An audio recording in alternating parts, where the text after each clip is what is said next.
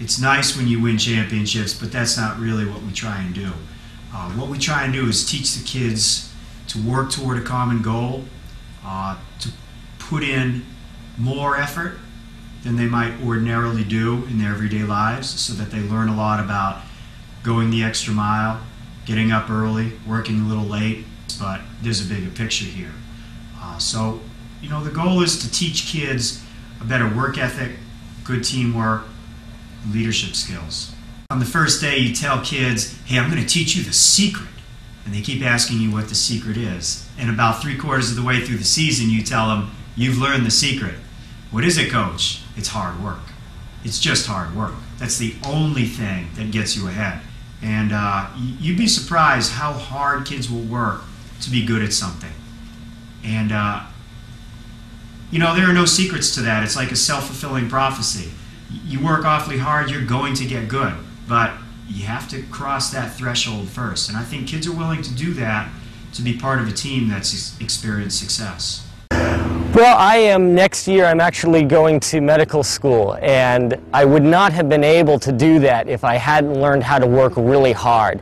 And it's often athletics that first teaches us how to really push the limits. In academics, it's very common to get to a point where we say, this is good enough, especially at the high school level.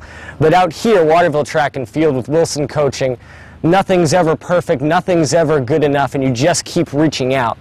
And it was from athletics that I learned how to do that, and that enabled me to push myself academically to places I wouldn't have been able to solely on the preparation for Waterville High School.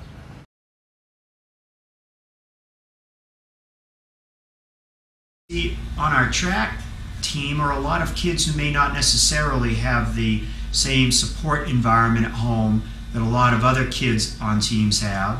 And so you start to see friendships and understandings develop across some of those lines. And I think it's good to see some of our more affluent kids rubbing elbows and having to count on some of our kids who may not have that same support system at home. You have an environment where everybody gets out and works really hard together.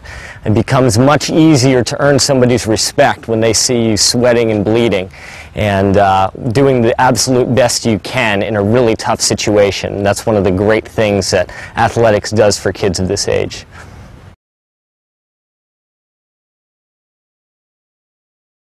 So as a freshman, I was maybe 5'10", 240 pounds. And since participating in the track program and lifting and working out with them, right now I'm probably almost 6 feet and 215 pounds. I used to be pretty fat, and although I'm not really that small now, I'm in a lot better shape than I was before. My overall fitness has gotten a lot better.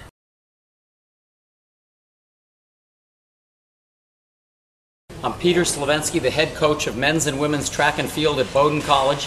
I've been at Bowdoin for 23 years, and for 23 years at this field house we've hosted great high school track meets. And of all the teams that come through here, Brunswick, South Portland, Cheverus, Lewiston, Edward Little, the team with the best spirit, the best enthusiasm, and the most helpful team year in, year out, year after year is Waterville High School. At the end of our meets, I go around to the high schools and I look for people to help us move some equipment back into place. There's a lot of heavy lifting that has to be done. We probably need 20 students at the end of every meet. Without exception, the team that gives us the best response is Waterville. The athletes are enthusiastic, very helpful, always willing to help us clean up the field house. The other teams, they're more like regular teenagers. You can also see Waterville athletes sacrificing their own individual interests for the good of the team. There's a lot of sacrifice among the Waterville athletes, and that's why as a team they're so outstanding year after year. What I can tell you is a program like Waterville, those kids deserve to have safe facilities, they deserve to have solid facilities, because they're going up against teams like Cape Elizabeth and Greeley, who are going to have top-of-the-line facilities.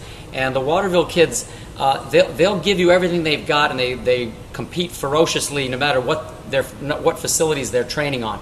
But I think it's more a matter of just they deserve to have a facility that allows them to compete with Greeley and Cape Elizabeth and Falmouth and the other school districts where there'd be top-level facilities. Waterville is a team that deserves good facilities.